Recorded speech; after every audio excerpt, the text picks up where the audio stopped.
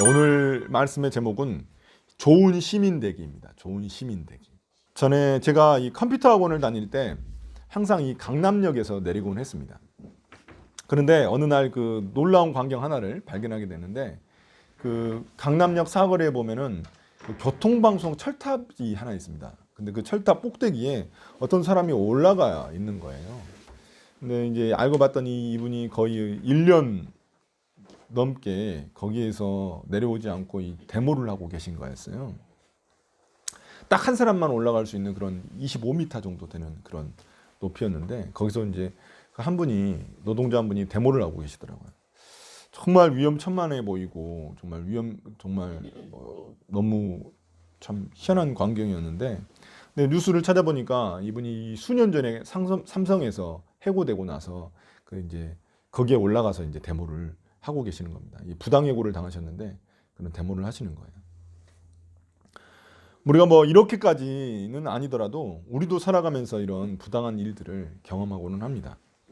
어떤 사람들은 불법과 편법을 써서라도 자식들을 자신의 어떤 사회적 지위를 물려주려고 합니다. 또 어떤 대기업은 직원들, 자식들이 자기가 이제 그만두고 은퇴하고 나면은 자식들이 또 그 회사에 지원할 때 가산점을 받게 해가지고 또 다른 사람들, 다른 지원자들보다 우위에 서게 해가지고 또 자신의 직장을 대물림하는 것도 본 적이 있습니다. 저는 대학 졸업 후에 직장 면접 볼 때 또 술을 잘 못 마신다는 이유로 최종 면접에서 몇 번 떨어진 경험이 있습니다. 그리스도인으로서 이 술을 잘 마신다고 뭐 면접에서 그렇게 말할 수는 없었기 때문입니다. 이처럼 죄로 왜곡된 이런 세상은 자주 우리가 부조리하고 부당한 일들을 경험하게 됩니다. 시편 73편에서 시인은 이런 부조리한 세상을 보고 이렇게 한탄할 정도였습니다. 하나님은 마음이 정직한 사람과 마음이 정결한 사람에게 선을 베푸시는 분이건만 나는 그 확신을 잃고 넘어질 뻔했구나. 그 믿음을 버리고 미끄러질 뻔했구나. 그것은 내가 거만한 자를 시샘하고 악인들이 누리는 평안을 부러워했기 때문이다.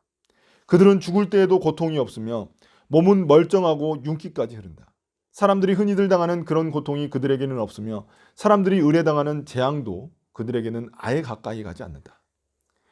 악인들이 잘 되는 부조리한 세상을 보면서 이 시인은 하마터면 믿음을 잃고 넘어질 뻔했다고 고백하고 있습니다.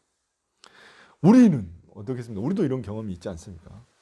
이 부조리한 세상, 뭔가 하나님의 법칙이 잘 통하지 않는 것 같은 그런 세상을 우리가 경험할 때 이런 고백을 하게 됩니다.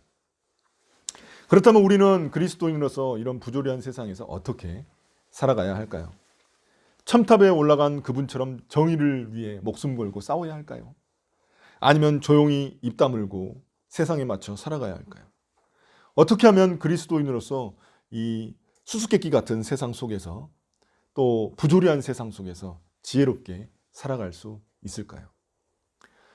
전도서의 대답은 먼저 우리를 허탈하게 만듭니다. 바로 앞장에 있는 7장 15절 16절에 보면 이런 말씀이 있습니다. 헛된 세월을 사는 동안에 나는 두 가지를 다 보았다. 의롭게 살다가 망하는 의인이 있는가 하면 악한 채로 오래 사는 악인도 있더라. 그러니 너무 의롭게 살지도 말고 너무 슬기롭게 살지도 말아라. 전도서는 우리에게 너무 의롭게 살지도 말고 너무 지혜롭게도 살지 말라는 겁니다. 물론 이 말은 악하고 미련하게 살라, 우리에게 그렇게 말하고 있는 건 아닙니다. 근데 여기에 너무라는 말이 들어있잖아요. 너무 지나치게. 그러니까 너무 지나치게 자기 스스로를 의롭다고 여기거나 지혜롭다고 여기지 말라는 겁니다. 그냥 너무 지혜롭게 살지도 말고 너무 의롭게 살지도 말라. 이 말은 그렇게 살지 말라는 의미가 아니라 자기 스스로를 그렇게 너무 지혜롭거나 너무 정의롭게 여기지 말라는 그런 의미입니다. 그러니까 그런 의롭게 살려고 그거에다가 너무 목숨 걸지 말라, 이런 의미를 하고 이런 말을 하고 있는 겁니다. 허탈하지 않습니까? 이렇게 말하니까 성경이. 그런데 전도서는 여기 오늘 본문은 거기에 한술 더 떠서 2절에서 이렇게 권면합니다. 나는 권한다. 왕의 명령에 복종하여라. 불합리하거나 불공평한 일, 부조리한 일을 당하더라도 우선 권위자에게 복종하라는 겁니다. 순종하라는 겁니다.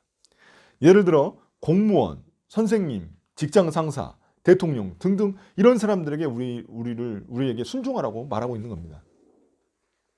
그럼 전도서는 왜 우리에게 이런 권위자들에게 순종해야 한다고 말하는 것일까요? 세 가지 이유를 들고 있습니다. 첫째, 우리가 권위자에게 순종해야 하는 이유는 모든 권위가 하나님으로부터 나오기 때문입니다. 2절입니다. 2절.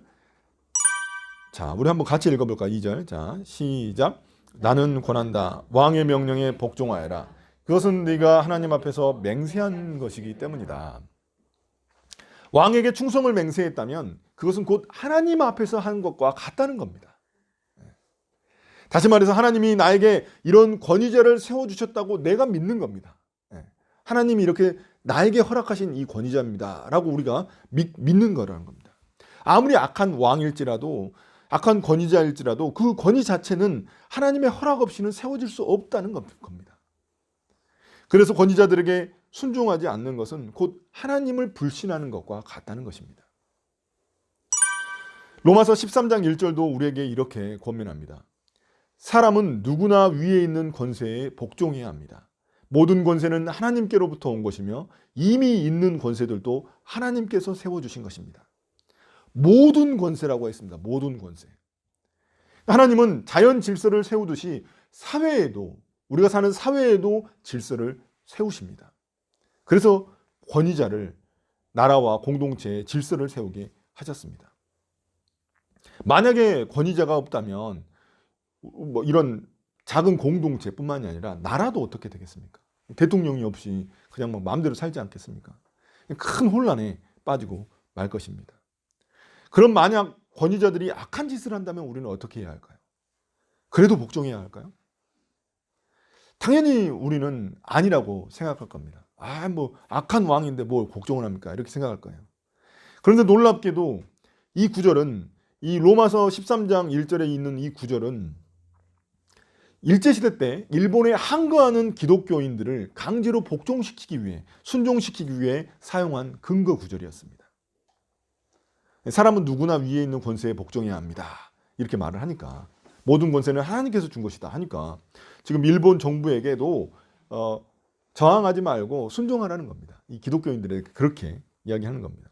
그리고 7, 80년대 때에도 군부 독재 시절에 이 정부에서 이 교회를 설득하기 위해서 사용한 구절도 바로 이 구절이었습니다. 로마서 13장 1절 구절이었습니다.